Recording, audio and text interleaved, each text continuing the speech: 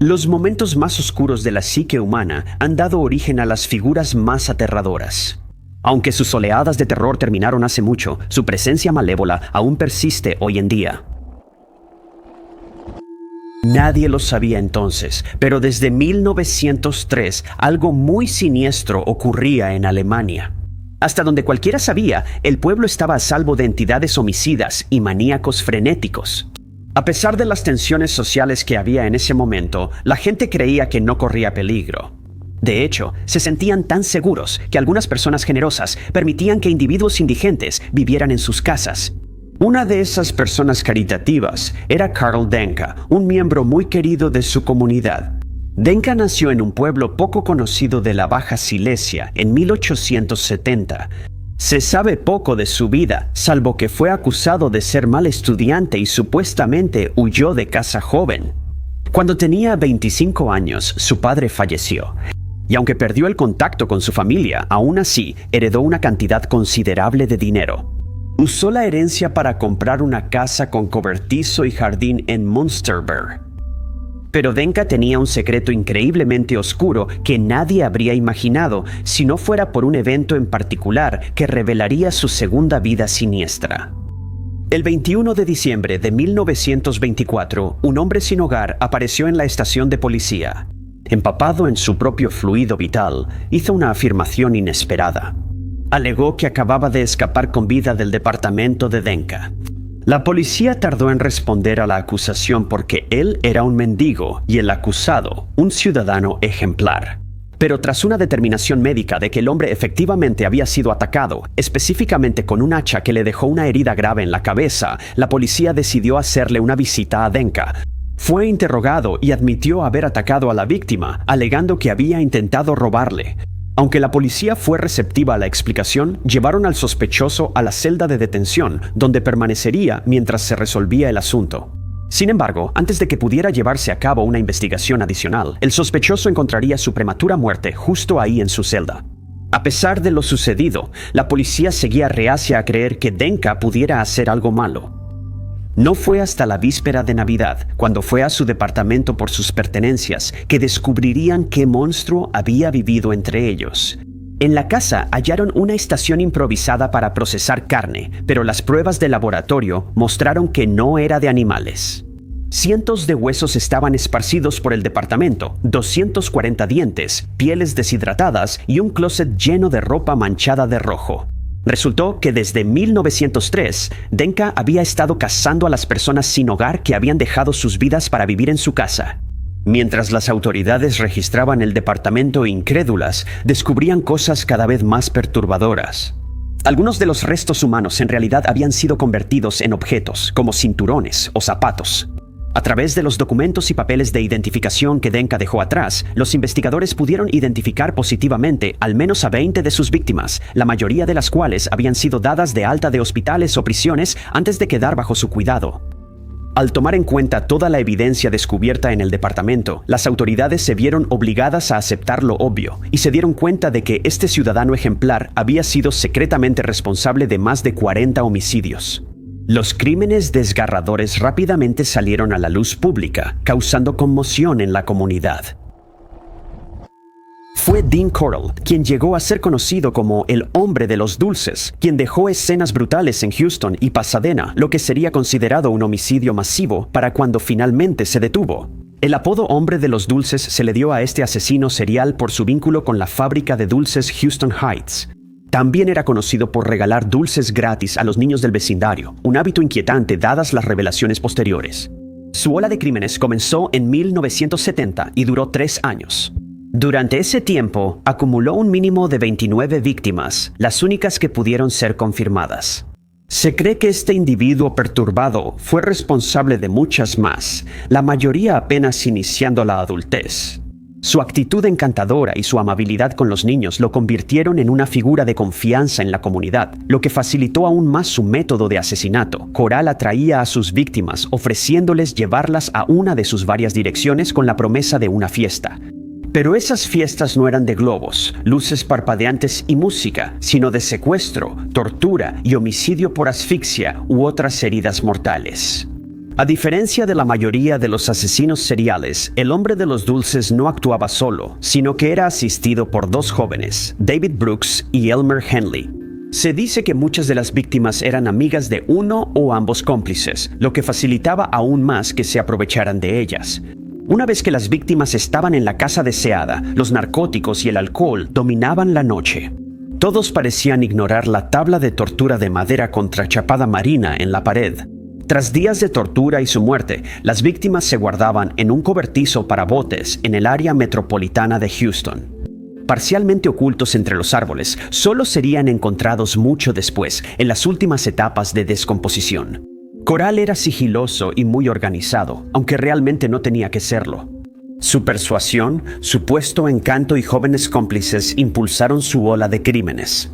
Lo que facilitó aún más la masacre fue el hecho de que la policía no tenía idea de que algo siniestro estaba ocurriendo.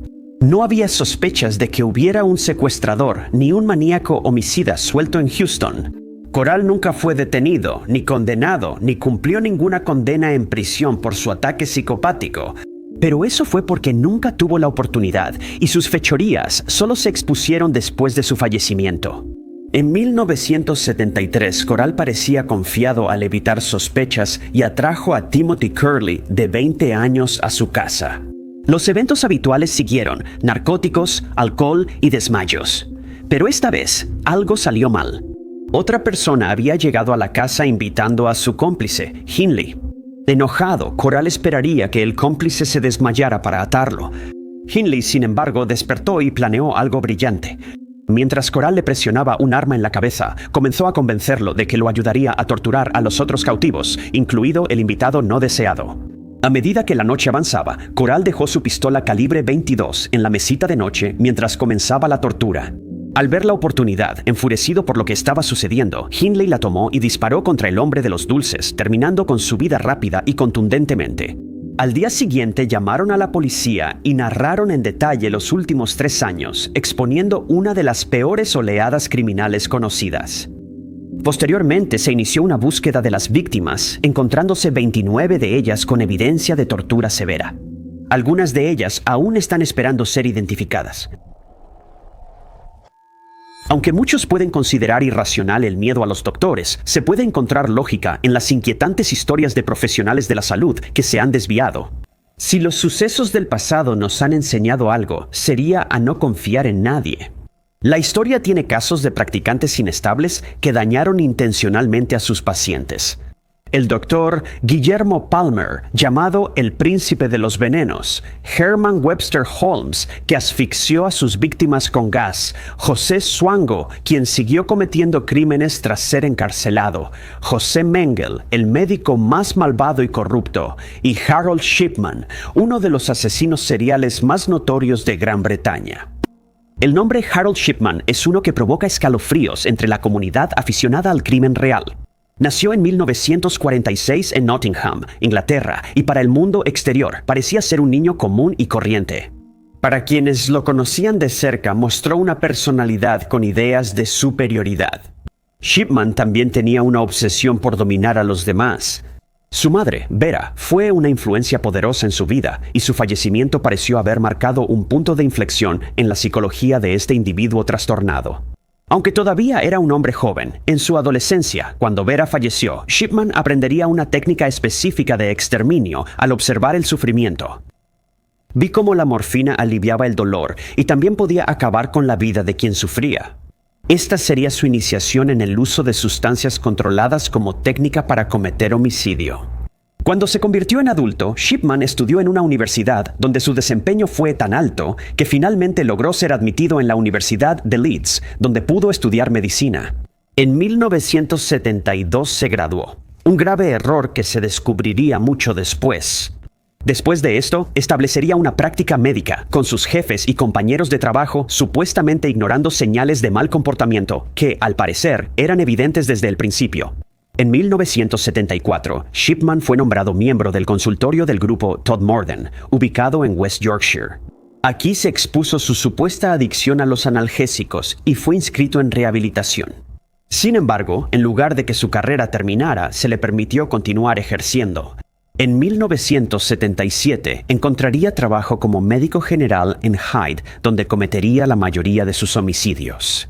Considerado un buen doctor, Shipman estaba dispuesto a hacer visitas a domicilio para revisar a sus pacientes ancianos y a menudo los familiares lo describían como una persona amable. Sin embargo, detrás de la fachada se escondía un monstruo.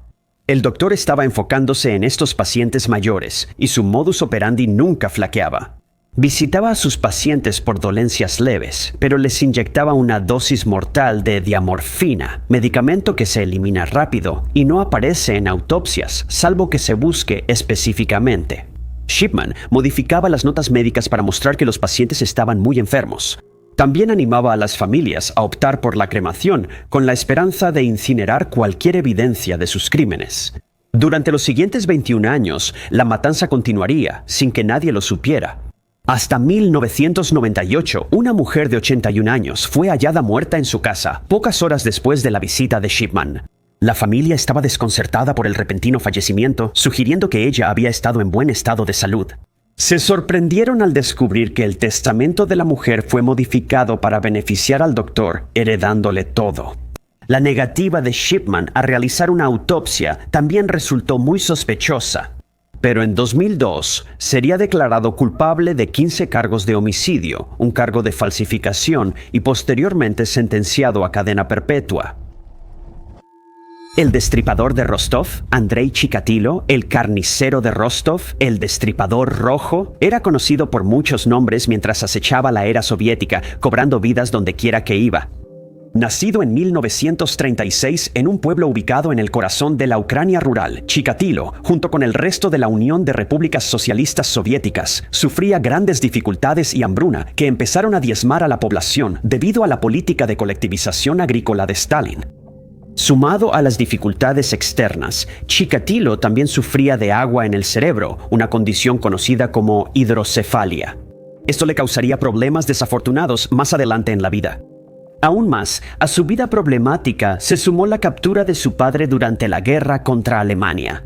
Supuestamente fue hecho prisionero y finalmente vilipendiado por sus propios hombres por haberse dejado capturar. Era visto como un cobarde. Por esto, Chikatilo fue el principal blanco de acoso escolar y se volvió retraído y tímido. Cuando se hizo adulto, no aprobó el examen de ingreso a la Universidad Estatal de Moscú y en su lugar pasó a formar parte del Servicio Nacional. Chikatilo vivía cerca de Rostov en los años 60, donde conoció a una mujer llamada Fayena, con quien se casó y tuvo 2 hijos. En 1971, por motivos desconocidos, el hombre decidió cambiar de carrera y se volvió maestro. Entonces comenzarían los asesinatos. Los ataques se dirigían a mujeres a las que podía dominar fácilmente, lo que a menudo terminaba con Chikatilo usando una hoja afilada contra sus víctimas. Testigos vieron al hombre con una de sus primeras víctimas, quien desapareció después. Pero Fayena le dio una coartada irrefutable, permitiéndoles seguir con lo que sería una ola de asesinatos. De manera extraña, otro hombre llamado Alejandro fue arrestado y confesó los crímenes bajo coacción, como resultado de un interrogatorio brutal. Tras las acusaciones de abuso, Chikatilo tuvo problemas para mantener su puesto de maestro y terminó trabajando en una fábrica en Rostov, donde tuvo acceso a varias víctimas durante 9 años. A partir de 1981, el destripador rojo comenzó a atacar tanto a hombres como a mujeres, la mayoría de los cuales eran fugitivos. Se hacía amigo de ellos en estaciones de tren o paradas de autobús y los atraía hacia los bosques cercanos.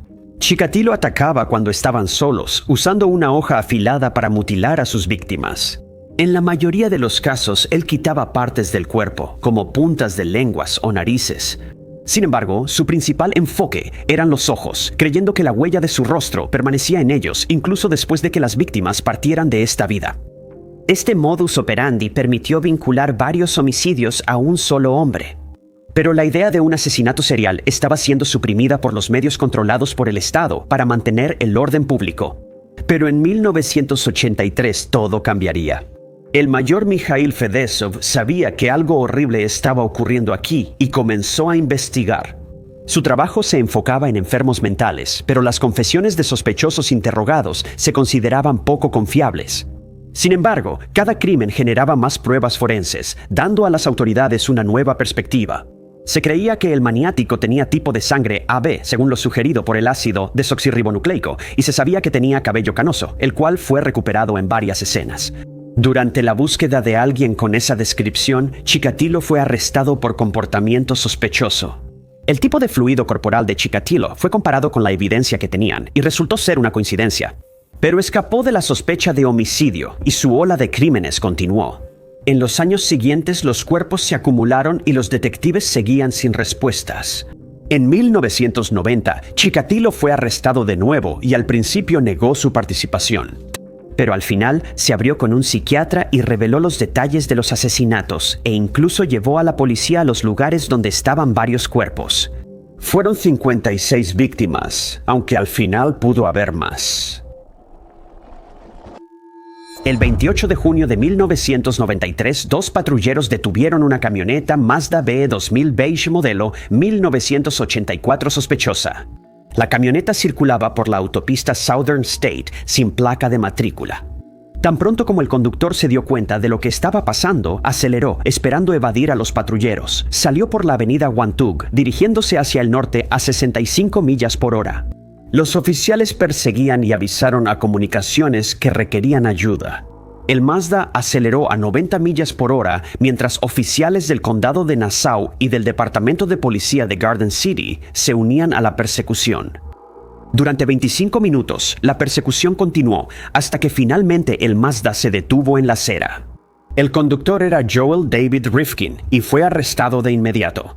Detenido por poner en peligro la seguridad pública, el caso pasó a ser una investigación de homicidio cuando los oficiales hallaron el cuerpo de Tiffany Bracciani en la parte trasera del vehículo. La investigación sobre Rifkin que siguió revelaría un pasado traicionero, manchado de rojo y marcado por la violencia. Rifkin nació en 1959, hijo de dos estudiantes universitarios solteros. En su adolescencia, intentó encajar uniéndose al equipo de atletismo, pero aún así fue blanco de burlas y tormentos. También tuvo las mismas dificultades al unirse al equipo del anuario. Parecía que el maltrato y el aislamiento que enfrentaba pudieron haber afectado profundamente a Rifkin, quien ahora se refugiaba en su propio mundo oscuro y perturbado, donde fantaseaba con asesinar mujeres. Para 1972, se obsesionaría con un tipo particular de víctima, las damas de la noche. Erróneamente, sus padres adoptivos le regalaron un auto, el mismo que usaría para buscar a sus víctimas en Hempstead y Manhattan. Su pasión y obsesión solo crecieron al ingresar al colegio comunitario de Nassau. Faltaba seguido a clases y rara vez iba a sus trabajos de medio tiempo, prefiriendo pasar el tiempo con trabajadoras sexuales. Para 1989, ya no podía luchar contra sus fantasías violentas y psicopáticas. Rifkin esperó que sus padres se fueran antes de llevar a una mujer a su casa en Long Island. Susie pensó que solo era otro intercambio comercial, pero en cambio sería golpeada brutalmente. Cuando ella siguió luchando contra el agresor, él la asfixió y usó una cuchilla exacto para quitarle las yemas de los dedos y evitar que la identificaran. Su cabeza fue escondida en una lata de pintura y el resto de sus restos desechados en el bosque de Nueva Jersey y Nueva York. Este sería el primero de varios asesinatos más que usaron un modus operandi similar. Él continuaría asfixiando a 17 mujeres. Identificarlas resultaría difícil cada vez. Entre 1989 y 1993, él devastó Nueva York, quitando vidas y siguiendo sus delirios. La captura de Rifkin ese año reveló una masacre, permitiendo a la policía finalmente poner nombres a las Jane Does que habían encontrado dispersas por todo el estado. Rifkin recibió su primera cadena perpetua en 1994 por el caso de Tiffany. En 1995 obtuvo 2 más, luego 3 en 1996, sumando 8 cadenas perpetuas que aún cumple a los 66 años. Hollywood era un lugar amenazante para una joven actriz en ascenso a finales de los años 50. Desde 1957 y por un año, Hollywood sufrió una serie de homicidios traicioneros cometidos por un solo hombre, el asesino de chicas glamour. El método era casi igual para todas las víctimas. El agresor publicaba anuncios sugiriendo que era fotógrafo y que estaba buscando contratar modelos. Otras veces, difundía la idea de que estaba buscando una cita. Mujeres desprevenidas se reunían con el falso fotógrafo, quien las agredía tras sesiones de fotos y luego abandonaba sus cuerpos en el desierto. El hombre detrás de la cámara era un hombre nacido en la ciudad de Nueva York, Harvey Glattman. Aparentemente, nada llevó a Glattman al límite para iniciar los crímenes, salvo problemas psiquiátricos previos. Mientras pasaba la mayor parte de sus años formativos en Denver, Colorado, sus padres comenzaron a notar algo peculiar en el joven. Presentaba un comportamiento sadomasoquista perturbador. Inquietos por el comportamiento que habían presenciado, los padres de Glattman lo llevaron con un profesional, quien simplemente dijo que se le pasaría con el tiempo. Eso estaba lejos de la verdad. En la secundaria ya robaba bolsos, allanaba casas y, lo más grave, agredía a mujeres. Cuando estaba en la preparatoria, Glattman ya cumplía condena en prisión, pues varias de sus víctimas lo habían identificado. Durante una de sus estadías, le diagnosticaron personalidad psicopática, tipo esquizofrénico. No se sabe si recibió tratamiento, pero se dice que obtuvo libertad condicional en 1948 tras una sentencia. Luego, en 1957, el asesino de las chicas glamour se mudaría a Los Ángeles y la traición posteriormente se apoderaría de la ciudad. Su primera víctima sería Judy Ann Dahl, de 19 años. Ella estaba en una costosa batalla por la custodia con su esposo separado. Cuando un fotógrafo se acercó ofreciéndole $50 para que una modelo posara para la portada de una novela pulp, no pudo resistirse. Al llegar al departamento, los compañeros de Dahl no notaron ningún peligro cerca de Glattman. Parecía un caballero y alguien en quien se podía confiar, pero cuando se deslizaron detrás de las puertas cerradas, ocurriría un evento aterrador. Después de asfixiarla, llevaría su cuerpo a un lugar cercano y desierto. Las siguientes 3 víctimas también fueron fotografiadas atadas y amordazadas y abandonadas en el desierto. Pero la cuarta víctima de Glattman resultó ser su perdición. Lorraine Vigil vio su única oportunidad de agarrar el cañón del arma de fuego que Glattman estaba usando para obligar a sus víctimas a hacer lo que él quería. Aseguró el arma y la apuntó al asesino de las chicas glamour, manteniéndolo hasta la llegada de la policía. Las autoridades lo arrestaron y posteriormente descubrieron un tesoro de pruebas, desde fotografías de sus víctimas hasta recuerdos de los asesinatos. De 1986 a 2003, los usuarios de tren en México, Canadá y Estados Unidos no estaban seguros. El asesino del ferrocarril seguía suelto y usaba las vías del tren para atacar. Al viajar de polizón en los trenes, esperaba la oportunidad perfecta para atacar, no importaba quién fuera la víctima. La etnia, el género y la edad no influían en sus decisiones, simplemente tenía hambre de cualquier asesinato que pudiera lograr. Después de esperar pacientemente al acecho, los usuarios del tren caían víctimas de un golpe repentino en la cabeza y antes de que siquiera supieran lo que estaba pasando, ya se habían ido. Algunas víctimas también eran robadas y agredidas, aunque esto era secundario. El objetivo de los ataques era dominar y masacrar a personas desprevenidas. El hombre detrás de la máscara era Ángel Reséndiz, cuya infancia fue nada menos que traumática. Nació en 1960 y fue físicamente pequeño hasta adulto. Se dice que su madre nunca se casó con su padre y supuestamente lo maltrataba. Lo enviaron a vivir con su tío, quien también lo maltrataba, y la situación empeoró.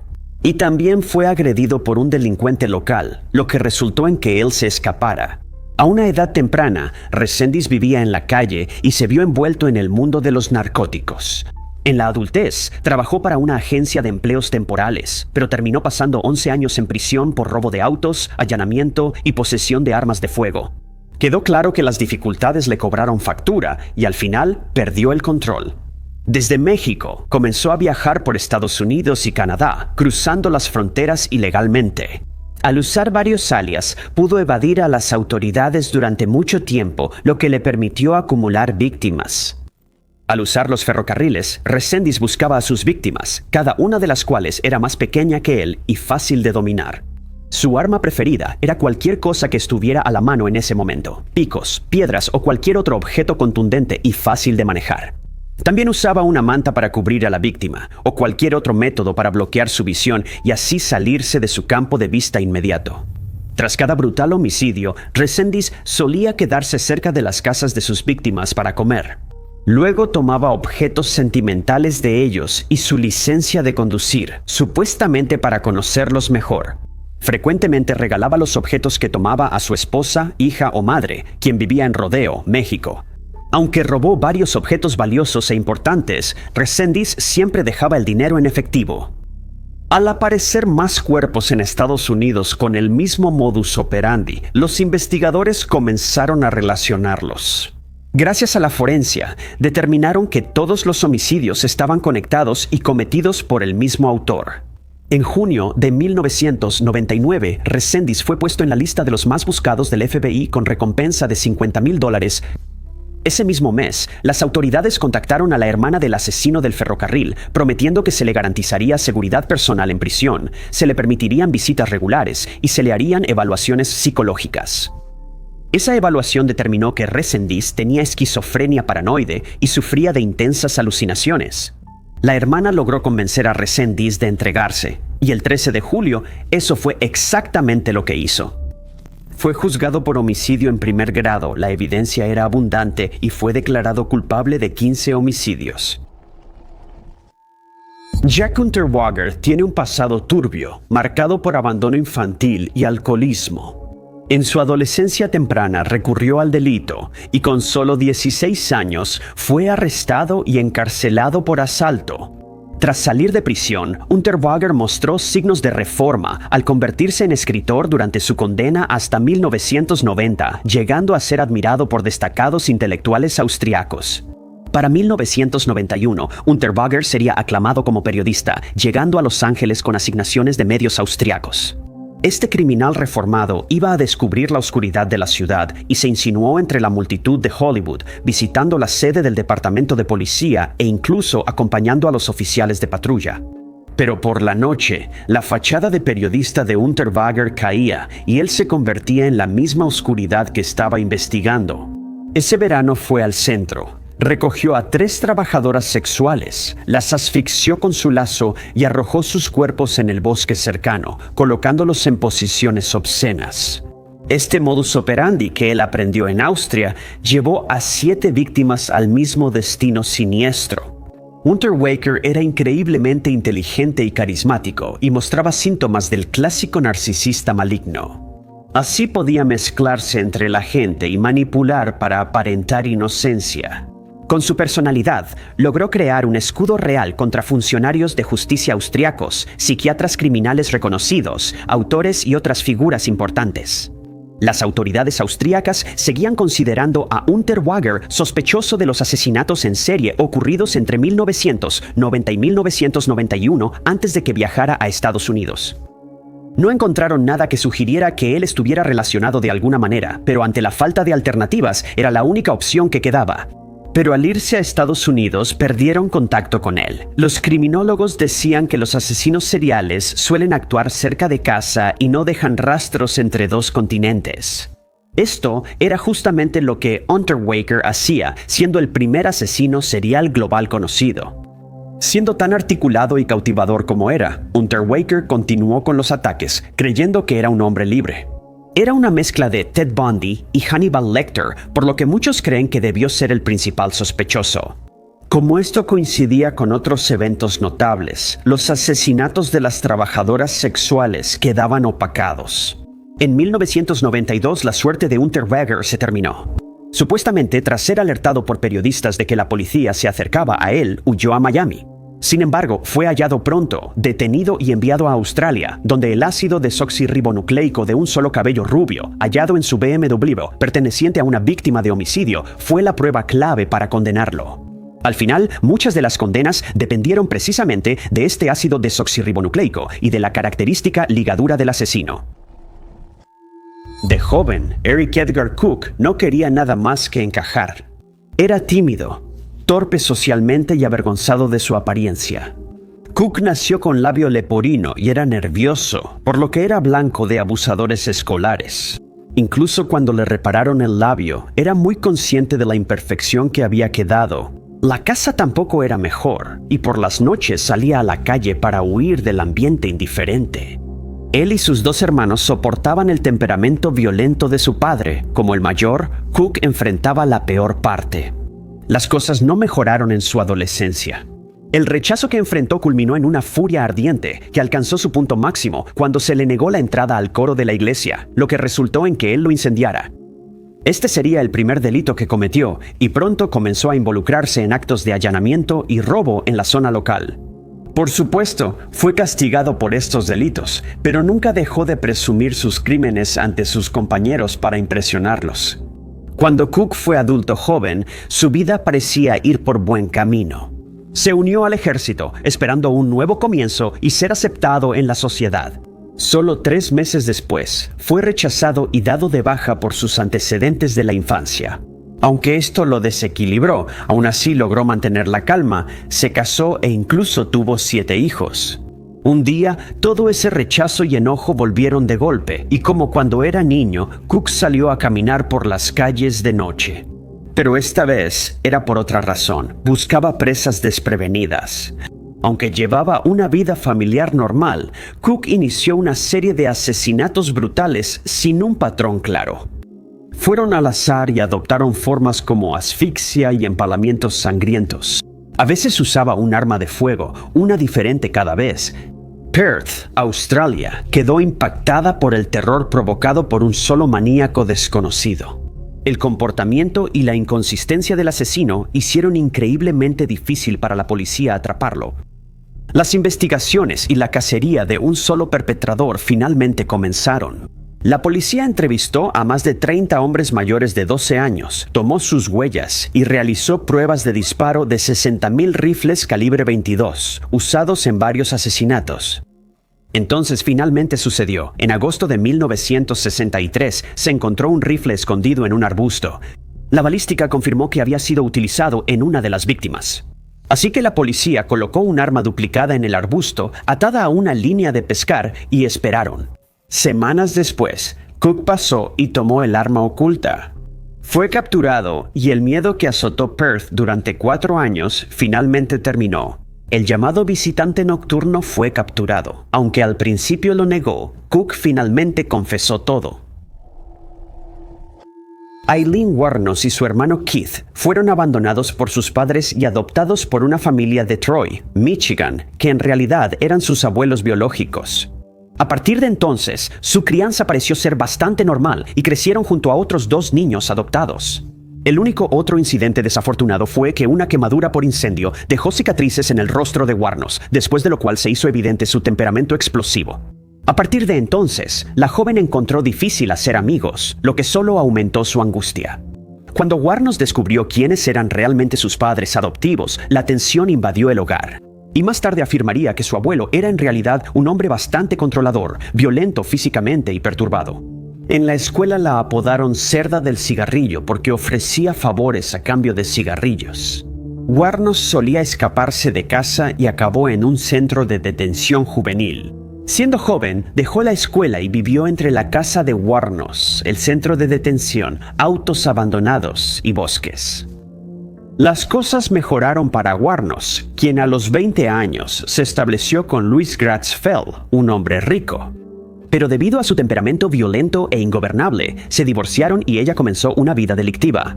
Desde alteración del orden público hasta robo a mano armada y desde robo hasta conducir bajo la influencia, sus tendencias criminales se estaban volviendo muy evidentes y luego escalaron. En 1989 comenzó. Wuornos comenzó una ola de asesinatos que duraría 12 meses angustiosos, sumando un total de 7 víctimas al final. Todas sus víctimas eran hombres de 40 a 65 años que murieron prematuramente a manos de Wuornos, armada con un arma de fuego. Durante un año, ella mató a estos hombres cerca de carreteras en el norte y centro de Florida. Las víctimas, en orden, fueron Richard Chase Mallory, 51, David Andrew Spears, 47, 40-65-50, Charles Richard Humphreys, 56, y Walter Gino Antonio, 61. Wuornos, sin embargo, no parecía estar preocupada por ser atrapada y dejó huellas dactilares y otras pruebas en cada una de las escenas de sus crímenes. Aún así, evadió la captura y condena hasta 1991, cuando un testigo la vio salir del auto del misionero desaparecido, Sims. Durante sus juicios, algo extraño se haría evidente. Warnos a veces confesaba haber matado a una de sus víctimas y en otras ocasiones lo negaba por completo. Sin embargo, fue declarada culpable y sentenciada a la ejecución por inyección letal. Quienes hayan visto El Lobo de Wall Street conocen a Jordan Belfort, el corredor de bolsa en quien se basa la película. Detalla la administración de su firma, Stratton Oakmont, y los cargos que se presentaron en su contra cuando se descubrió que estaba involucrado en un esquema masivo de fraude. En el mundo real, vemos por primera vez la mentalidad de Belfort al observar su educación universitaria. Después de la preparatoria, comenzó a estudiar biología en la Universidad Americana, con la esperanza de iniciar una carrera como dentista. Pero durante una conferencia, cuando el decano de la Escuela de Odontología de Maryland le dijo a su clase que la odontología no es un camino para quienes buscan el éxito financiero, Belfort abandonó inmediatamente la carrera y comenzó a trabajar como vendedor. Destacó en su puesto y logró vender alrededor de 5,000 libras de carne por semana. Pero pronto su negocio fracasó y se declaró en bancarrota. Decidió probar suerte como corredor de bolsa y consiguió un trabajo en L.F. Rothschild, pero fue despedido debido a los desplomes del mercado bursátil del lunes negro que ocurrieron en 1987. A los 30 años fundó Stratton Oakmont Incorporated, promocionándola como firma de corretaje extrabursátil, y pronto participó en ofertas públicas iniciales de más de 30 empresas. Desde fuera la empresa parecía legítima y según los informes la carrera de Belfort iba rumbo al éxito. Pero la realidad de lo que ocurría a puerta cerrada era muy diferente de la imagen que él proyectaba al público y a sus inversionistas.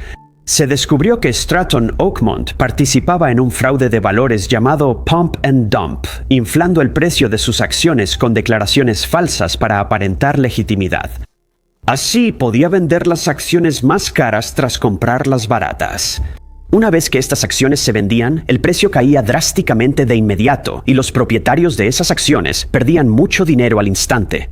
Belfort lo habría sabido muy bien. Pero, como se espera de un sociópata, simplemente no le importaba que otras personas estuvieran perdiendo el dinero que tanto les costó ganar mientras él se beneficiaba de su desgracia. Usó el dinero que ganó con este esquema para asistir y organizar fiestas elaboradas, comprar artículos caros como autos y ropa, y en poco tiempo se volvió adicto a sustancias ilegales.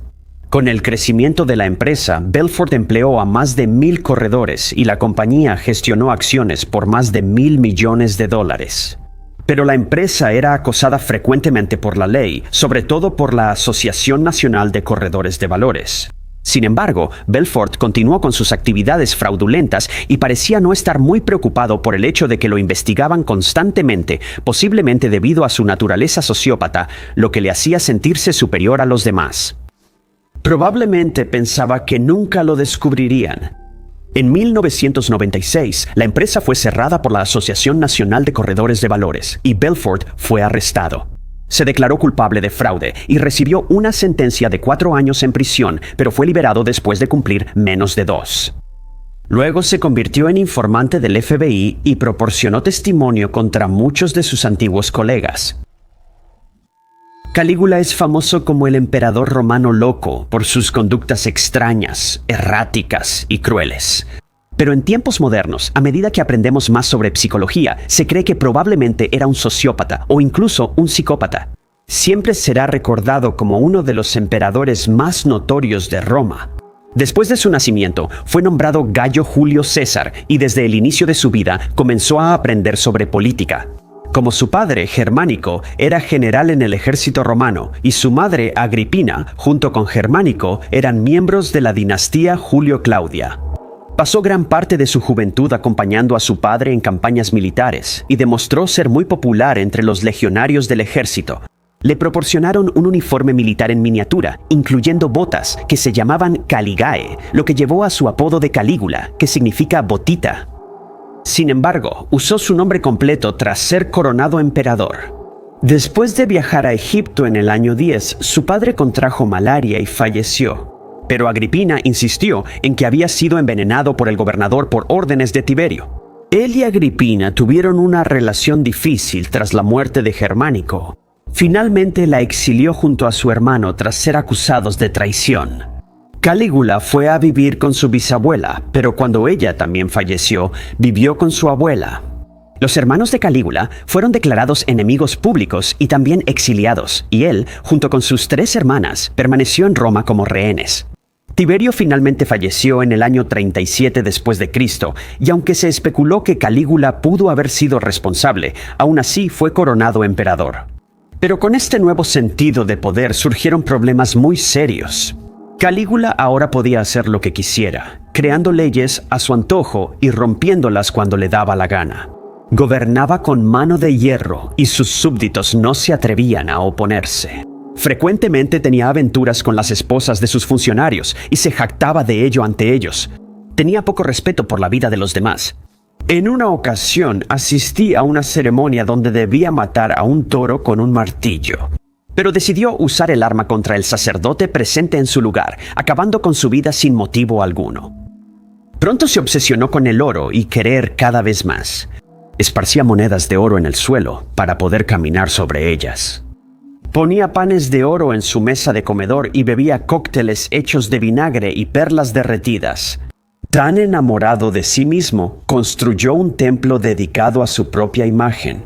Mandó hacer una estatua de oro de sí mismo y ponerla en el templo. Luego, ordenó que la vistieran igual que él cada día. Él disfrutaba comidas caras, tenía aventuras y mandaba hacer estatuas de oro, mientras muchos súbditos luchaban por trabajo y comida, pero no le importaba. Terminó mandando ejecutar a muchos de sus senadores, ordenó que se acabara con la vida del nieto de Tiberio y ofendió a un miembro de la Guardia Pretoriana, lo que llevó a su caída. Se volvió impopular entre la élite romana y en el año 41 después de Cristo, sus consejeros conspiraron para matarlo y así terminar su reinado de terror. Pablo Escobar, el famoso colombiano cuyo nombre es sinónimo de sustancias ilegales, nació en 1949. Incluso en su adolescencia tenía problemas frecuentes con la ley. Su primer negocio criminal consistía en vender diplomas falsos, robar lápidas de los cementerios para revenderlas y contrabandear equipos de sonido. También empezó a vender cigarrillos falsificados y a robar vehículos, además de vender boletos de lotería falsos. Ya de adulto, se involucró en la venta y el contrabando de sustancias ilegales y en varias ocasiones secuestró a sus víctimas, solo para liberarlas una vez que se pagaba el rescate que exigía.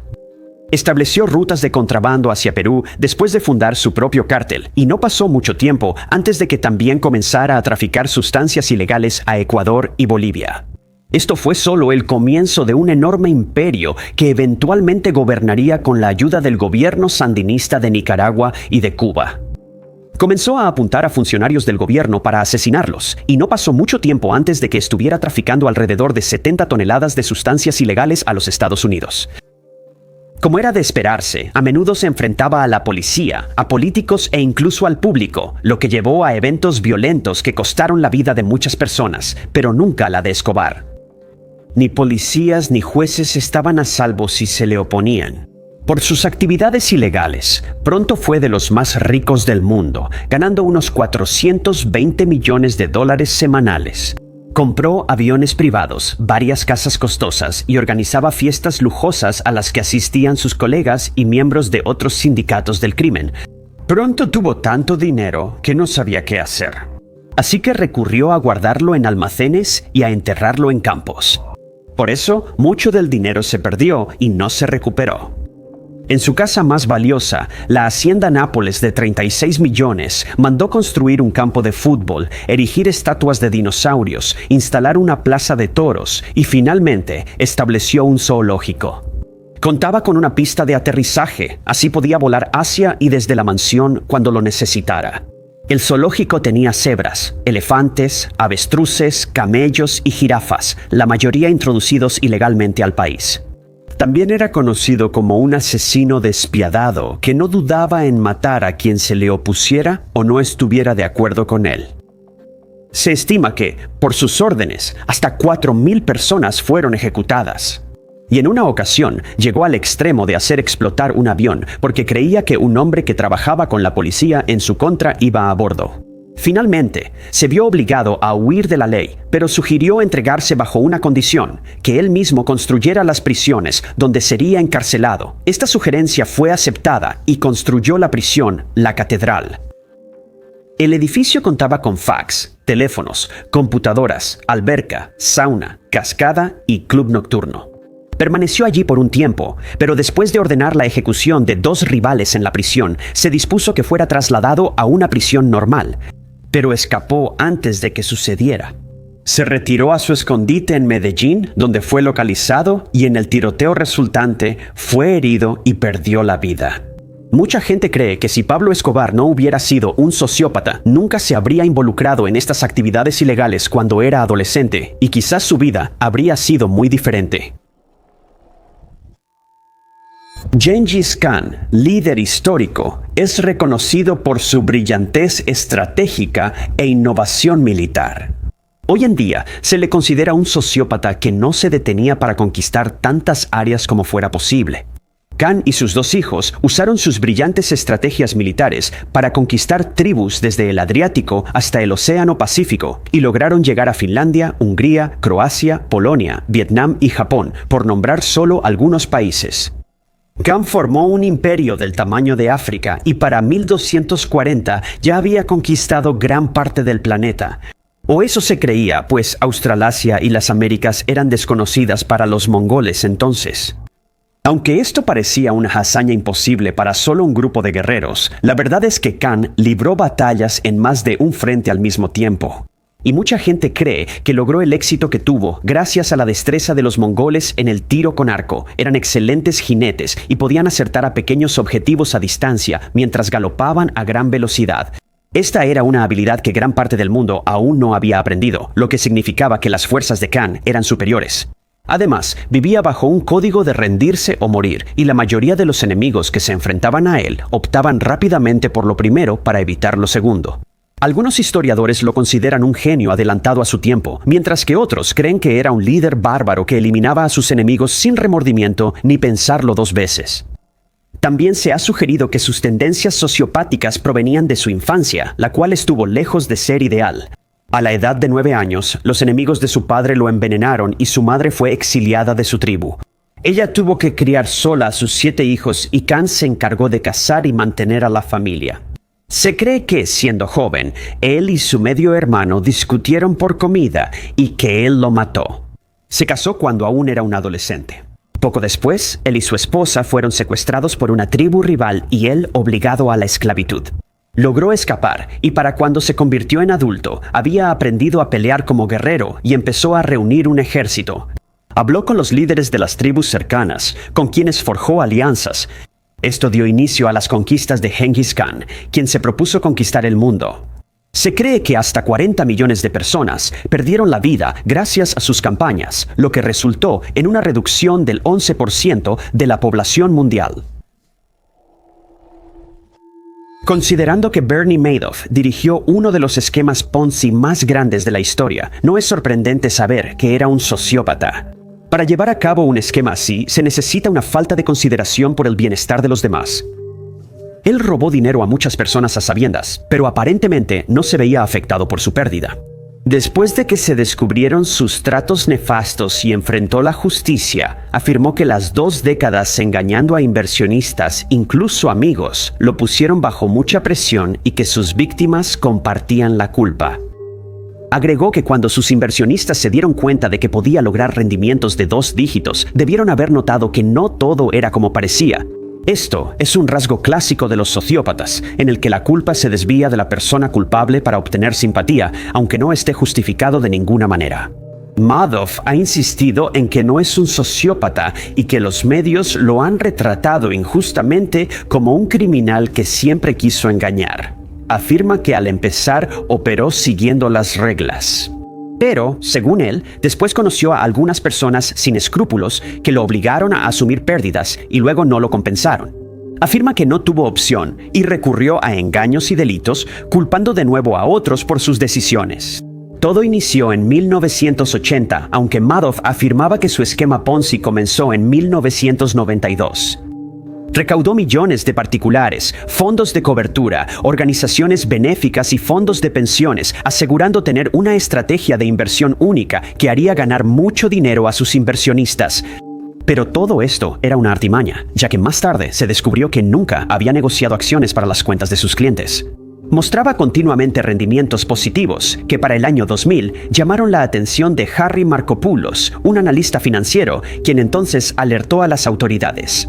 Siguió reportando las actividades sospechosas de Madoff, pero por razones desconocidas, la Comisión de Bolsa y Valores de Estados Unidos no tomó medidas durante varios años más.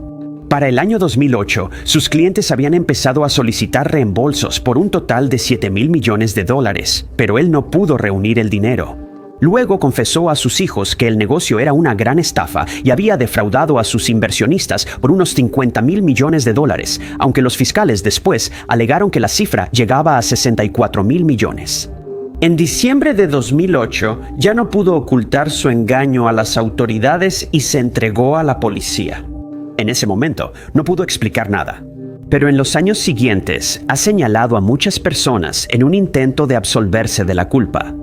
Todos sus bienes fueron congelados y un juez asignó un fideicomisario para devolver el dinero perdido de sus 48,000 víctimas.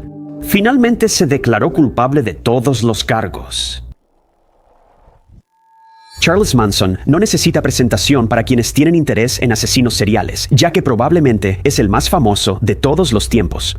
En 1967, tras pasar tiempo en prisión, se mudó al rancho cinematográfico Spahn, donde reunió seguidores y formó un grupo llamado La Familia. Les contó a sus seguidores que buscaba ser músico y tenía relación con músicos famosos como los Beach Boys, quienes grabaron una de sus canciones. Pero en realidad era un sociópata que más adelante ordenaría a su familia acabar con la vida de varias personas. Si la familia era o no una secta es un tema que todavía se debate hoy en día. Fuera como fuera, era astuto y encantador, convencía fácilmente a otros de hacer lo que quería. Y usó esto a su favor para causar estragos en California. No hay duda de que tuvo una infancia difícil, lo que probablemente contribuyó a su naturaleza sociópata. Nunca conoció a su padre, y su madre era una joven de 16 años que fue enviada a prisión por robo. Después lo enviaron a vivir con sus tíos en Virginia Occidental. Pero pronto él mismo tuvo problemas con la ley y fue enviado a varios centros de detención juvenil y más tarde a prisión. Comenzó a cometer robos, hurtos y robo de autos, pero aparentemente no era muy bueno en ninguno de estos delitos. Se mudó a San Francisco en 1967 después de ser liberado de prisión. Y para el año siguiente ya había reunido a sus seguidores en el rancho. Usó la ciencia ficción y el ocultismo en su religión, asegurando que pronto estallaría una guerra racial que acabaría con Estados Unidos. En 1969 llevó a cabo su plan y ordenó a los miembros de la familia que fueran a la casa de Roman Polanski, donde acabaron con la vida de Sharon Tate, Jay Sebring, Abigail Folger, Wojciech Frykowski y Stephen Parent. Pero no fueron las únicas víctimas del grupo, ya que acabaron con la vida de Leno LaBianca y su esposa, Rosemary, la noche siguiente, también por órdenes de su líder, Manson. Pero no se saldrían con la suya por mucho tiempo. Los miembros de la secta que estuvieron involucrados fueron rastreados y arrestados, junto con Manson. El juicio cautivó a Estados Unidos. Pero los procedimientos solían ser interrumpidos por familiares que merodeaban fuera del tribunal, muchos con cuchillas afiladas. También intentaron disuadir a los testigos de declarar. Y en la sala del tribunal, Manson en una ocasión intentó atacar al juez después de que se le negara el permiso para interrogar a un testigo. Cuando se le pidió a Manson testificar, el jurado fue retirado porque se temía que los influyera con su carisma. Hizo declaraciones confusas y erráticas, culpando frecuentemente a la música de la época por lo sucedido. Durante la sentencia de su juicio, se rapó la cabeza y afirmó ser el diablo, diciendo que el diablo siempre era calvo. Él y sus cómplices recibieron sentencia de muerte, luego cambiada a cadena perpetua sin libertad condicional. Sin embargo, falleció en prisión en 2017 y hoy es recordado como uno de los asesinos seriales más aterradores de la historia moderna. Muchos historiadores afirman que Iósif Stalin, el dictador soviético que gobernó esa zona durante 25 años, ejerció más poder político que cualquier otro líder en toda la historia. Mucha gente no sabe que en realidad él no nació en Rusia, sino en Georgia, que se encuentra a orillas del Mar Negro. Él creció en la pobreza, ya que su padre era zapatero y tenía problemas con el alcohol. Agredía regularmente a Joseph Stalin, pero esto terminó cuando Stalin decidió mudarse al Seminario Teológico de Tiflis, donde comenzó a estudiar los escritos de Karl Marx, lo que lo llevó a interesarse por el comunismo. En 1899 fue expulsado por supuesta actividad revolucionaria, aunque algunas fuentes dicen que se fue voluntariamente al enfermar. Por un corto tiempo, se convirtió en empleado en el observatorio de Tiflis y se cree que este fue el único trabajo remunerado que tuvo, aparte de durante su carrera política. Al año siguiente, participó en manifestaciones y huelgas después de unirse al movimiento político clandestino. Pero pronto se volvió impopular porque le gustaba la violencia y provocaba a sus compañeros en los enfrentamientos con la policía. En 1903 se unió a los bolcheviques, una facción del Imperio ruso que competía directamente con los mencheviques. Se convirtió en un seguidor devoto de Lenin y fue arrestado en varias ocasiones por realizar más actividades revolucionarias. Sin embargo, solía escapar, por lo que muchos pensaban que colaboraba con la policía imperial. Lenin lo promovió para servir en el Comité Central del Partido Bolchevique, y cuando su hijo fue hecho prisionero por soldados alemanes durante la Segunda Guerra Mundial, se negó a asegurar su liberación en un intercambio de prisioneros que le sugirieron. Ascendió en la política hasta ser el líder indiscutible de la Unión Soviética en los años 30. Era un gobernante despiadado, pero lo peor aún vendría. En 1934 eliminó a sus rivales mediante los juicios de Moscú, una serie de juicios simulados. Quienes se oponían a él eran destituidos sin aviso y muchos terminaban encarcelados o ejecutados. Miembros del Ejército Rojo y del alto mando militar también fueron juzgados, causando estragos en el ejército. Conocidas como las purgas de Stalin, cientos de miles de personas fueron acusadas de diferentes crímenes como espionaje y sabotaje. Si eran culpables, los ejecutaban o enviaban a campos de trabajo forzado. Su objetivo era crear una atmósfera de miedo en la Unión Soviética. Sin embargo, cambió de opinión y condenó las ejecuciones realizadas. Mandó arrestar a los jefes de la Comisariado del Pueblo para Asuntos Internos, quienes habían llevado a cabo la ejecución, y sus vidas terminaron. Las purgas finalmente habían llegado a su fin, pero para ese momento, entre 700,000 y 1.200.000 personas habían perdido la vida gracias a la paranoia y tendencias sociopáticas de Stalin. Seguía igual de paranoico, y durante las siguientes décadas, la Unión Soviética existió en una atmósfera de miedo, ya que la vigilancia se llevaba a cabo constantemente. El rey Leopoldo II de Bélgica es recordado por las muchas atrocidades que cometió en África después de convertirse en rey en 1865. Él decidió que Bélgica debía ser una potencia imperial. Y con este objetivo, desarrolló la cuenca del río Congo y creó el Estado Libre del Congo, que ahora se conoce como la República Democrática del Congo. Convenció a la gente en África de que era un filántropo que traía el cristianismo al continente. Contrató a Enrique Morton Stanley para explorar el río Congo y luego estableció puestos comerciales y caminos. Convenció a los jefes tribales de firmar tratados con Bélgica, sabiendo que eran analfabetos y probablemente no comprendían lo que aceptaban. Tras firmar los tratados, fueron modificados para ajustarse a los caprichos de Leopoldo. Reclamó gran parte de África como su propiedad personal y logró convencer a Estados Unidos y a las principales potencias europeas de ello. La llamó el Estado Libre del Congo, que luego se convirtió en una colonia privada sobre la que gobernó como quiso. Su objetivo final era enriquecerse usando los territorios que había reclamado. Empezó a comerciar con marfil, pero cuando el caucho se volvió un material popular en todo el mundo, decidió abandonar el comercio de marfil, creyendo que podía ganar aún más dinero procesando árboles de caucho. Para entonces, ya tenía un ejército de 19,000 soldados. Se les llamaba la Fuerza Pública, y lo que siguió ilustró la naturaleza sociópata de Leopoldo. Ordenó a su ejército marchar hacia las aldeas, después de lo cual reunían a las mujeres y los niños. Después se les ordenaba ir a la selva a recolectar árboles de caucho, y que sus seres queridos serían liberados al cumplir la cuota mensual establecida. Pero a medida que el uso del caucho se volvió más popular, su precio se disparó y las cuotas aumentaron a cantidades imposibles. Pronto, los árboles cercanos a estas aldeas desaparecieron y los hombres se vieron obligados a caminar millas para encontrar nuevos árboles, todo el tiempo temiendo que sus familias fueran ejecutadas. Quienes no eran enviados a los bosques debían construir caminos y cortar madera para los barcos de vapor. Muchos trabajadores murieron por exceso de trabajo y en las aldeas la gente falleció de hambre por falta de comida. Los habitantes de aldeas cercanas huyeron al conocer las atrocidades y tras ocultarse en los bosques lucharon por sobrevivir con escasa comida. En algunos casos, los aldeanos intentaron iniciar una resistencia, pero fueron ejecutados de inmediato. Gracias a la hambruna resultante, comenzaron a surgir enfermedades en las aldeas, lo que provocó la pérdida de más vidas. La natalidad entre los aldeanos cayó drásticamente y la población se redujo hasta un 50%.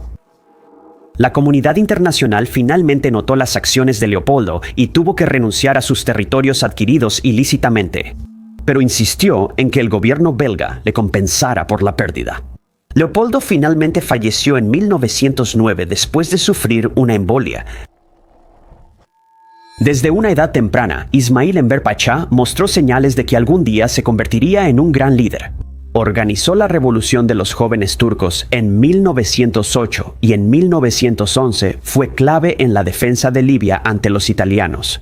Se convirtió en miembro de la familia imperial otomana después de casarse con Nadia Sultán y fue nombrado ministro de guerra.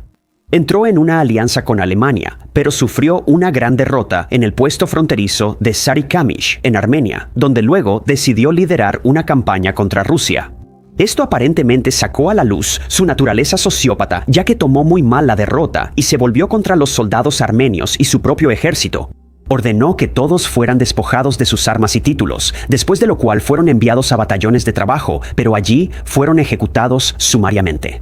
Para justificar este comportamiento, afirmó que estos soldados habían cometido traición, lo cual era mentira. Luego se dirigió al público armenio y decidió vengarse de ellos también. Utilizó una rama del ejército otomano conocida como la Organización Especial, que se mantenía en secreto para el público. La organización estaba dirigida por un doctor llamado Behiden Shakir, y a él, junto con su equipo, se le ordenó acabar con tantas vidas armenias como pudiera. En 1915, Pasha ordenó disolver todas las organizaciones políticas armenias en el Imperio Otomano y arrestar a cualquier armenio vinculado a ellas. Afirmó que estos grupos estaban influenciados por fuerzas externas como Rusia, lo que causaba disturbios en el ejército otomano. En solo 2 días, hasta 270 armenios fueron detenidos. Esto incluía a políticos, miembros del clero, médicos, escritores, periodistas, maestros y abogados, entre otros. La mayoría de los arrestados fueron ejecutados después, lo que muchos historiadores consideran el inicio de las peores atrocidades de Pasha. Ordenó la deportación masiva de armenios, y tras esto, los expulsados no recibieron ayuda del Imperio Otomano y tuvieron que cruzar el desierto armenio sin comida, agua ni refugio. Al enterarse de estas deportaciones, algunos políticos del mundo lo confrontaron. En varias ocasiones, fue recibido por Enrique Morgenthau, embajador de Estados Unidos entonces. Intentó disuadir a Pasha de esta práctica, pero Pasha se mantuvo firme, afirmando que su política de deportación no cambiaría de ninguna manera. Agregó que estaba feliz de que el pueblo armenio viviera en el desierto y que no les permitiría acercarse a Anatolia. Luego fue un paso más allá y exigió que Morgenthau entregara los nombres de cualquier persona que tuviera pólizas de seguro pertenecientes a armenios para que esos fondos pudieran ser utilizados por su estado. Pero su solicitud fue rechazada de inmediato. Pasha luego declaró que cualquier intento adicional de disuadirlo sería inútil, ya que él ya había logrado acabar con las vidas de 3/4 partes del pueblo armenio. Sin embargo, su final llegó en agosto de 1922, cuando Yakov Melkumov, comandante del Ejército Rojo Armenio, lanzó un ataque sorpresa contra él. Joanna Denny, ahora identificada como asesina serial, no mostró sociopatía en su infancia. Ella nació en St. Albans, en Hertfordshire, Inglaterra, en 1982. Y aunque más tarde afirmó que fue abusada cuando era niña, nunca se ha encontrado evidencia que lo respalde. Ella y su hermana menor tuvieron una infancia normal y eran muy unidas. Tanto así que crearon su propio lenguaje secreto que solo ellas entendían. Le encantaba jugar con sus muñecas y a menudo jugaba con maquillaje, se vestía con ropa elegante y probaba diferentes peinados mientras jugaba. Quienes conocían a la familia decían que sus padres eran estrictos, pero no demasiado sobreprotectores. Fue buena estudiante en la escuela Roundwood Park en Harpenden y planeaba ir a la universidad tras graduarse de preparatoria. Sus padres querían que fuera abogada y pagaron clases extra sin escatimar. También estaba en buena condición física, ya que jugaba en los equipos de hockey y netball de su escuela, y según todos los informes, parecía una adolescente normal como cualquier otra. Pero pronto se juntó con chicos mayores y empezó a faltar a clases. Luego se escapó de casa con John Traynor, de 20 años, cuando ella tenía solo 15, y su familia la buscó desesperadamente. La pareja finalmente fue encontrada viviendo en un terreno baldío no muy lejos de su casa. Pero para entonces, todo ya iba muy mal para Joanna. Se había vuelto adicta a sustancias ilegales, al alcohol, y cuando cumplió 16 años, decidió dejar la casa familiar para forjarse una vida por sí misma. Pero se quedaba sin dinero y tenía que recurrir a pedirle ayuda a su familia. Ella y Traynor se mudaron a Milton Keynes y al poco tiempo tuvieron 2 hijos. Ella les dijo a sus padres que solo podrían ver a los niños si pagaban por el privilegio, y por eso su relación terminó ahí. Ella engañó a Traynor y tuvo varias aventuras con hombres y mujeres en los años siguientes. A veces desaparecía durante algunas semanas y al regresar a casa le suplicaba a Traynor que la perdonara. Después, la pareja se mudó a East Anglia, donde ella trabajó en granjas, pero su conducta empeoró. Agredía a Traynor y le contaba a sus amigas que quería saber qué se sentía quitarle la vida a alguien. Traynor se cansó y en 2009 se llevó a los niños para empezar de nuevo en otro lugar. El mal comportamiento de Joanna continuó y en ocasiones recurrió al trabajo en la calle para mantener sus adicciones. Finalmente fue arrestada, después de lo cual se descubrió que mostraba tendencias sociopáticas, por lo que recibió tratamiento, pero también fue diagnosticada como masoquista más adelante. Luego, en marzo de 2013, la vida de Joanna dio un giro definitivo para peor. Ella conoció a Lukas Sloboszewski, quien compartía su gusto por el alcohol y sustancias prohibidas, y lo invitó a verla en una dirección en Peterborough. Al llegar, él esperaba el alcohol y las sustancias ilegales de siempre. Apenas entró, Joanna lo atacó con una hoja afilada y lo mató. Después mató a su compañero de cuarto, John Chapman, y a su casero y jefe, Kevin Lee. Huyó a Hereford e intentó matar a 2 hombres más, pero falló. Fue arrestada después de una persecución y sentenciada a pasar el resto de su vida en prisión. Número 10. Cuando surgió el escándalo de Varsity Blues en 2019, Olivia Jade no entendió la gravedad de las acciones de sus padres. Ambos eran celebridades famosas y adineradas. Y no era raro que personas como ellos usaran ese dinero e influencia para conseguir lo mejor para sus hijos. Pero la familia había ido un paso más allá de lo legal, y Olivia misma quedó atrapada en la mentira. El escándalo giraba en torno a un hombre, Rick Singer. Dirigía una empresa que ayudaba a hijos de personas ricas e influyentes a entrar a las mejores universidades. En vez de prepararlos para exámenes o ayudarlos con ensayos, la empresa de Singer pagaba sobornos y facilitaba trampas en exámenes. Entre los padres que buscaron a Singer estaban la actriz Lori Loughlin y su esposo, el diseñador Massimo Ciannulli. Buscaban ayuda para que la hermana de Olivia entrara a la Universidad del Sur de California. Cuando Olivia tuvo que ingresar a la universidad, recurrieron otra vez a esta ayuda. Singer utilizó varios métodos para conseguirles un lugar en la universidad a los estudiantes. A algunos se les dieron las respuestas de los exámenes antes de tiempo. Algunos hicieron sus exámenes en centros especiales, donde los supervisores modificaban sus respuestas tras entregarlas. Pero con la familia Ciannulli, él optó por un enfoque que evitaba depender de exámenes. Olivia y su hermana fueron catalogadas como reclutas deportivas. Ellas entrarían a la Universidad del Sur de California debido a su experiencia y talento en remo competitivo. El problema era que ninguna tenía experiencia en remo. Olivia posó para fotos en equipo de remo que se suponía respaldarían sus credenciales académicas. Algunos estudiantes involucrados en el escándalo quizá desconocían las acciones de sus padres. Olivia puede que no supiera el alcance total de las malas acciones, pero sí sabía que no tenía experiencia en remo. El hecho de que Olivia fuera considerada como una recluta atlética le pareció extraño al consejero escolar. Él sabía que ella no era remera. Ciannulli le enseñó a Olivia qué decir para no meterse en problemas con él. Después de las mentiras y un gran soborno, Olivia fue aceptada en la universidad. Ella habló sobre ir a la escuela en su canal de YouTube, donde dijo que en realidad no tenía ganas de aprender, pero que le interesaban mucho más los eventos sociales. Olivia ya estaba inscrita en la universidad cuando salió a la luz la noticia del escándalo. Sus padres fueron arrestados por fraude y soborno, pero Olivia y su hermana nunca fueron acusadas. Olivia después le diría a los medios que no se dio cuenta de que habían hecho algo malo. Ella estaba familiarizada con otras personas ricas y famosas que hacían donaciones a las universidades y asumió que eso era todo lo que sus padres habían hecho. Número 9. Para la mayoría, volar sobre una zona de guerra bajo fuego enemigo sería una experiencia aterradora e inolvidable. No es sorprendente, entonces, que el presentador de noticias Brian Williams contara su historia de haber pasado por eso varias veces en las décadas posteriores al incidente de 2003. El problema era que la historia era mentira. Brian Williams inició como corresponsal de National Broadcasting Company Nightly News en 1993. En 2004, reemplazó al retirado Tom Bradshaw como presentador y editor en jefe del programa. Durante la siguiente década, Williams fue una figura confiable para recibir noticias honestas. Cuando no presentaba noticias, aparecía en programas como The Daily Show y The Late Show con David Letterman. En Letterman, en 2013, volvió a contar una historia de cuando cubría los inicios de la guerra en Irak.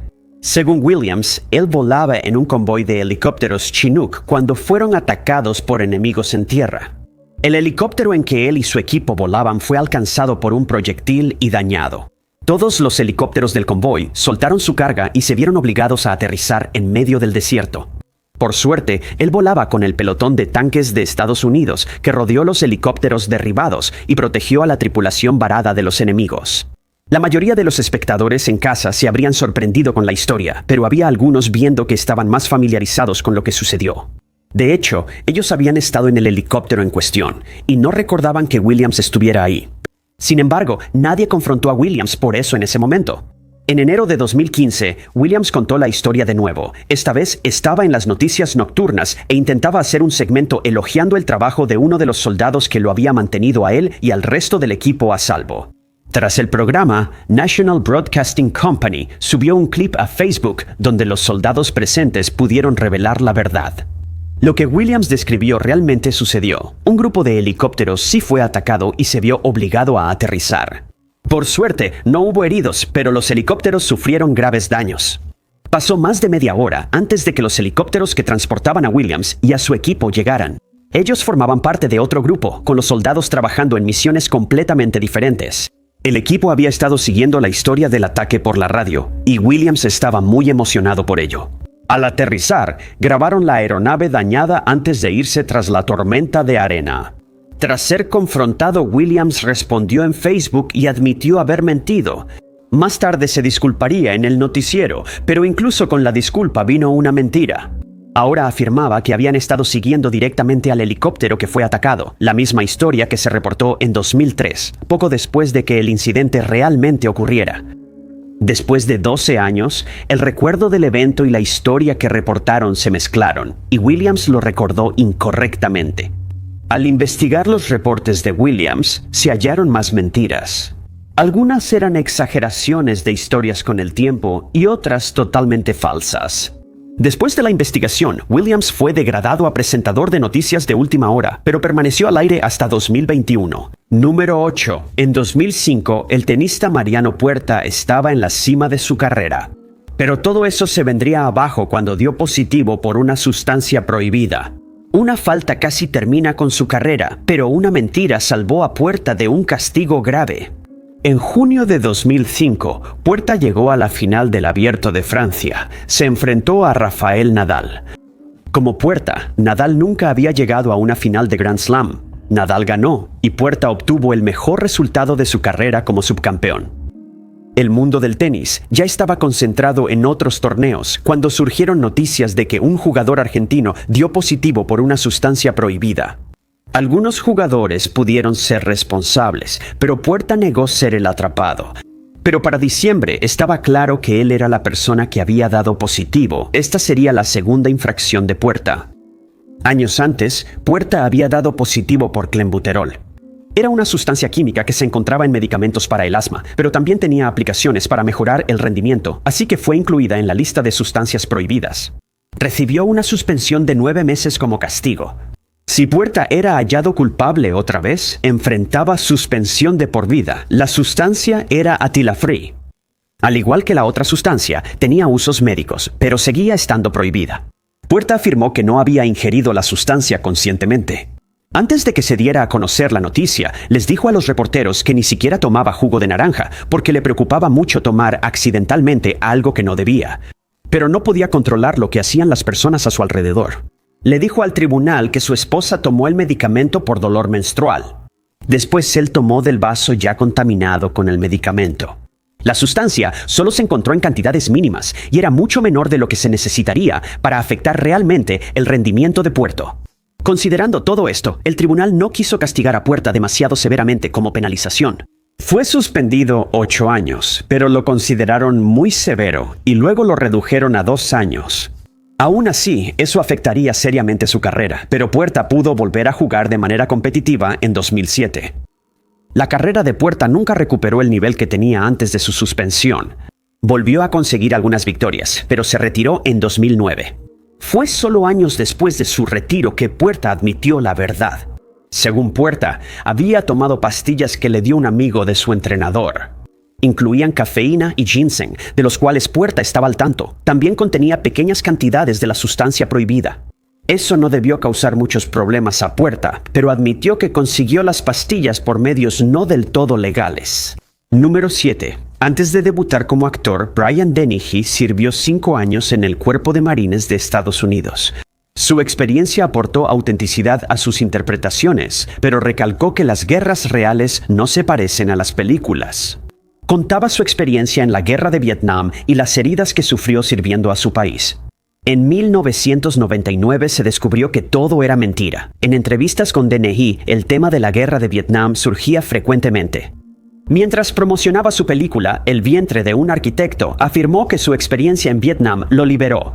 Les dijo a los entrevistadores que su carrera actoral temprana se puso en pausa, ya que fue obligado a hacer el servicio militar obligatorio. Mientras estuvo allí, comprendió lo breve que puede ser la vida. Miles de soldados estadounidenses murieron en ese conflicto.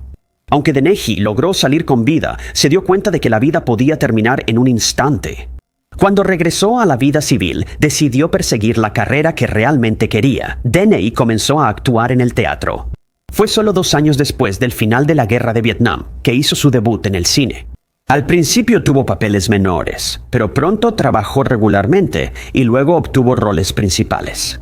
En 1982 se estrenó la película que lo hizo famoso. Dennehy interpretó al sheriff Will Teasel en la primera película de Rambo, donde lideró una cacería humana contra el atribulado veterano de la Guerra de Vietnam, John Rambo. La experiencia de Dennehy volvió a ser tema recurrente en entrevistas sobre la película. Dennehy no quería glamorizar su experiencia. Él enfatizó que las guerras reales no eran como en las películas, eran mucho más caóticas y nada simples. Al preguntarle si había quitado una vida, Dennehy dijo que en un conflicto ese acto era casi accidental. Él enfatizó que siempre trataban de mantenerse fuera del combate y evitar enfrentamientos cara a cara. La verdadera respuesta a esa pregunta era no. Él nunca le había quitado la vida a nadie, no había servido en Vietnam ni en ninguna otra guerra, para ser exactos. Brian Dennehy estuvo en la Infantería de Marina de los Estados Unidos durante 5 años, entre 1958 y 1963. La guerra inició años antes en Vietnam. Sin embargo, solo después del servicio de Dennehy, las tropas de combate de Estados Unidos fueron enviadas al conflicto. En vez de combatir en batallas caóticas, Dennehy estuvo en Okinawa, donde jugó fútbol americano para el cuerpo. Dennehy no había sido herido por metralla, como él afirmaba, ni de ninguna otra manera. La vida de Dennehy se relató en el libro de 1999, Valor robado. Un verdadero veterano de la Guerra de Vietnam, Brigadier General Burkett, había estado investigando las afirmaciones de otros que pretendían haber tenido experiencias en la misma guerra. Les sorprendió cuántos mentían sobre ser veteranos de Vietnam, aunque muchos ni siquiera salieron de su país. Según Burkett, los mentirosos ayudaron a difundir mitos sobre la guerra y sobre los veteranos. Ayudaron a consolidar la imagen de los veteranos como personas desempleadas que culpaban a la guerra de todo lo malo en sus vidas, aunque Burkett afirmaba que eso no era cierto para la mayoría de los veteranos. Dennehy puede que no haya intentado promover esa imagen, pero sí mintió sobre sus experiencias. Tras revelarse la mentira, él confesó. Él afirmó que inventó la historia cuando era joven y luego no supo cómo retractarse. Pero incluso después de que Dennehy confesó la mentira, él siguió afirmando ser un veterano de Vietnam en entrevistas posteriores. Número 6. En octubre de 2019, la celebridad Coleen Rooney publicó en redes sociales y desató un frenesí mediático. Ella acusó a su ex amiga Rebecca Vardy de filtrar historias sobre ella a la prensa. Vardy lo negó e intentó demandar por difamación, pero sus mentiras y el caso fueron reportados mundialmente. Como muchas celebridades, Coleen Rooney tenía una cuenta privada de Instagram que solo podían ver amigos cercanos y familiares. Ahí compartía momentos que no quería que el resto del mundo viera. Esto fue especialmente cierto en septiembre de 2017. Su esposo, el futbolista Wayne Rooney, estaba en problemas con la policía por conducir ebrio. Era un momento estresante para la familia y Coleen temía por su matrimonio. Ella llevó a sus hijos con sus padres por un tiempo y lo publicó en su Instagram privado. Poco después, el periódico sensacionalista The Sun publicó una historia sobre los Rooney en la que citaba palabra por palabra la publicación privada de Coleen. Ella sabía que alguien en quien confiaba había filtrado la historia, pero no estaba segura de quién era. A principios de 2019 se filtraron más historias de su cuenta. Rooney empezó a sospechar de Rebecca Vardy, esposa de otro futbolista. Las dos nunca habían sido amigas especialmente cercanas, pero ella sí tenía acceso a la cuenta privada. Cuando Coleen tenía problemas, Vardy le mandaba mensajes y era amable, pero parecía sospechoso.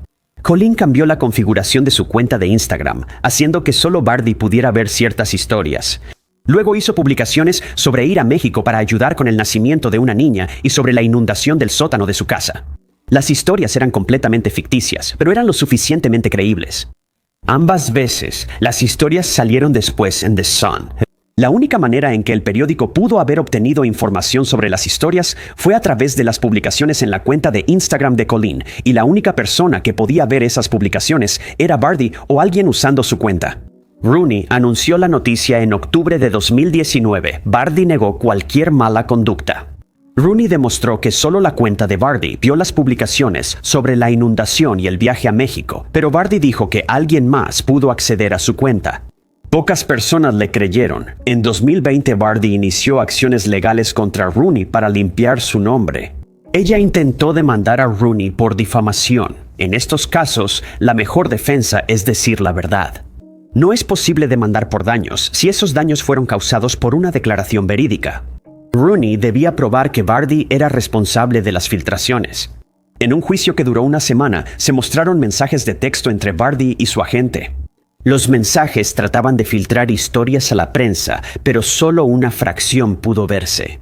Vardy afirmó haber perdido mensajes cuando cambió su teléfono celular. Era una excusa que incluso su propio experto consideró sorprendente. El teléfono de su agente también se perdió. Se había caído por la borda mientras estaban en un bote en el Mar del Norte. La defensa mostró que Vardy organizó fotos de paparazzi a ella y otras esposas de futbolistas sin que lo supieran e intentó sentarse cerca de Rooney en los partidos. Tras una larga deliberación, el juez falló a favor de Rooney. Vardy filtró las historias y el juez calificó su testimonio como inconsistente, evasivo e inverosímil según las pruebas documentales. Número 5. Brian Johnson se volvió famoso en redes sociales como el rey del hígado. Acumuló millones de seguidores como influencer de fitness, mostrando su fuerza y físico en desafíos extremos. Afirmó que todo esto lo había logrado gracias a un supuesto estilo de vida ancestral.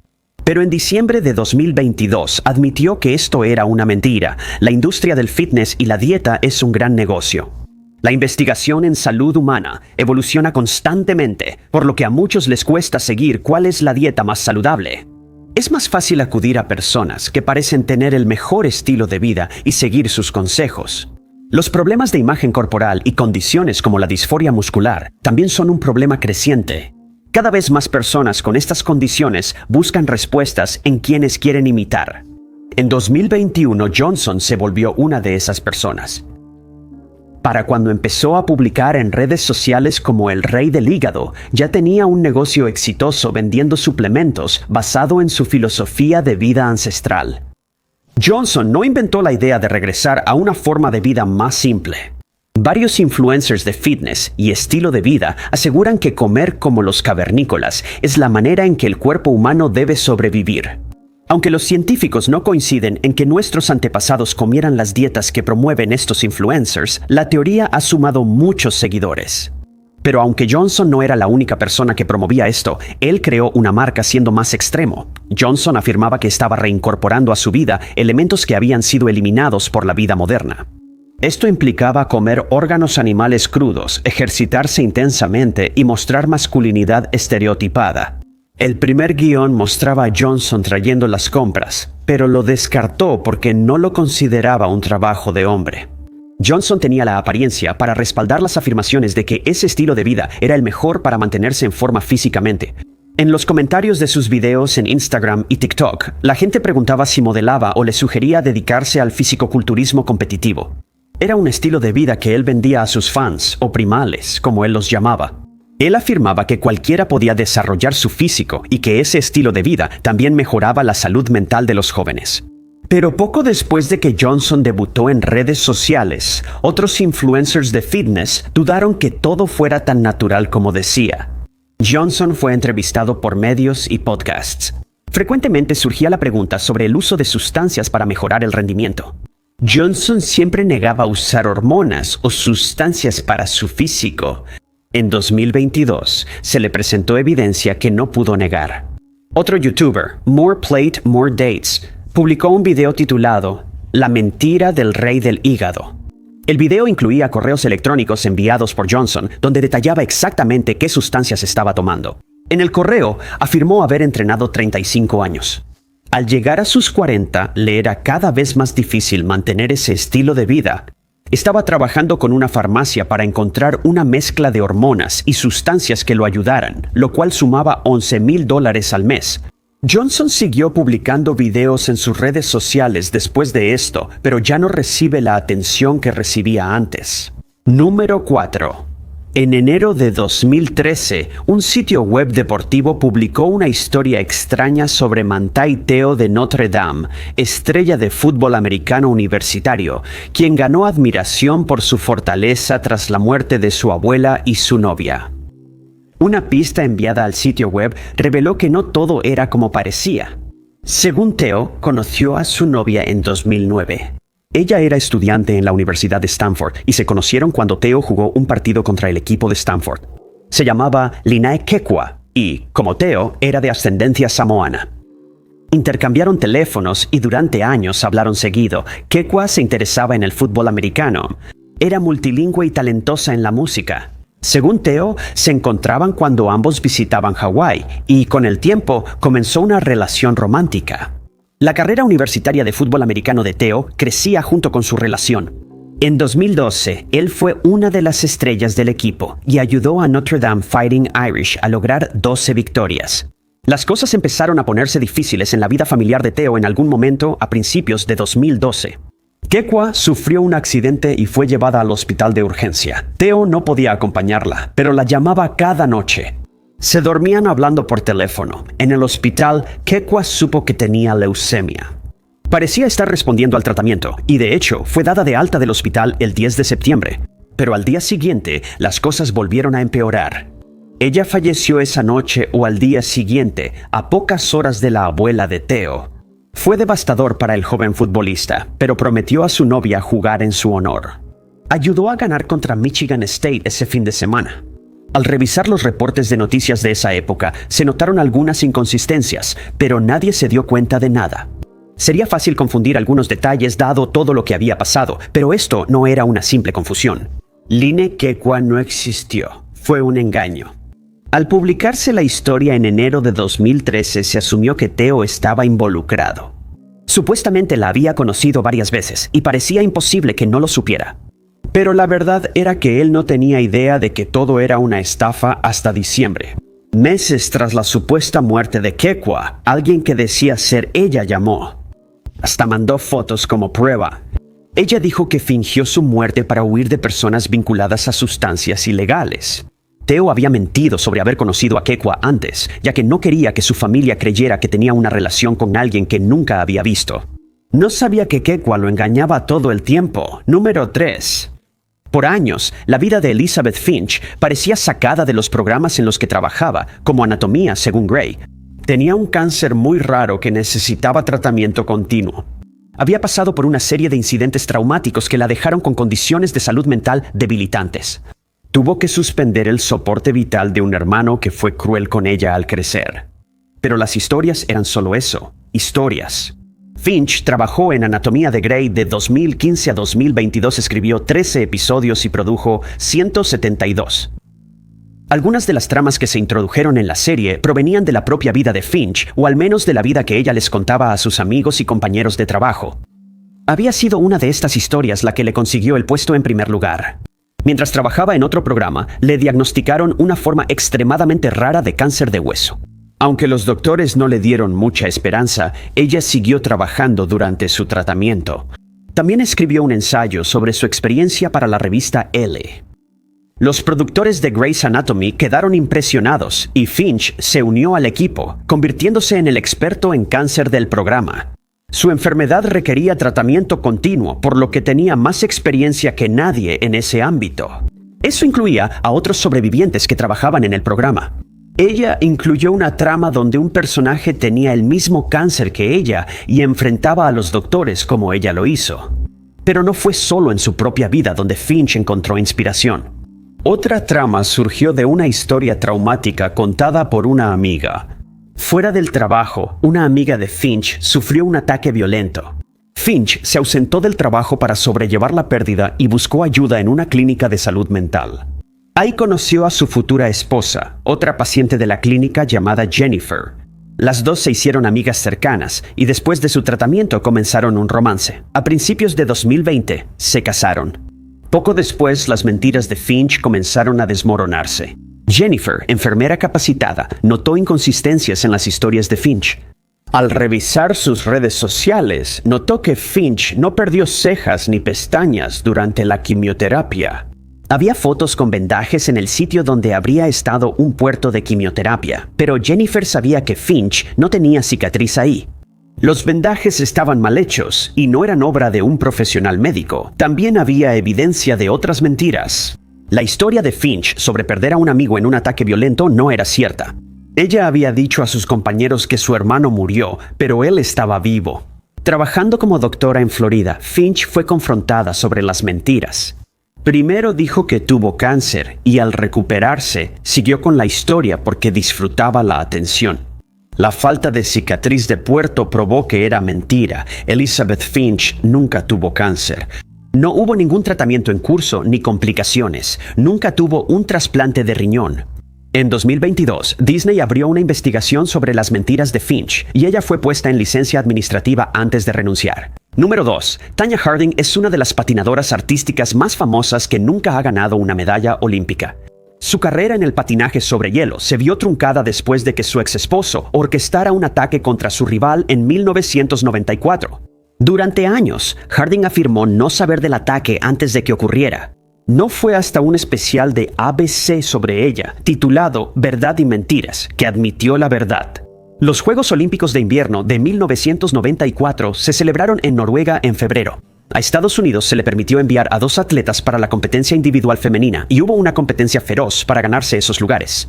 Con el retiro de la medallista de oro Kristi Yamaguchi, Harding parecía lista para ser la principal patinadora artística de Estados Unidos. Pero otras esperaban ocupar ese lugar. Entre ellas estaba Nancy Kerrigan, quien ganó bronce en los Juegos Olímpicos de Invierno de 1992. La selección para el equipo olímpico dependía del desempeño en el Campeonato de Patinaje Artístico de Estados Unidos. Antes del evento, otras patinadoras habían recibido amenazas. Un informe de esa época decía que Harding temía por su seguridad y contrató guardaespaldas. Kerrigan no tomaba ninguna de esas precauciones. La noche del 6 de enero, después de practicar para el evento, Kerrigan fue atacada. Fue golpeada en la pierna con un objeto parecido a una porra. Las cámaras que grababan la práctica captaron las secuelas.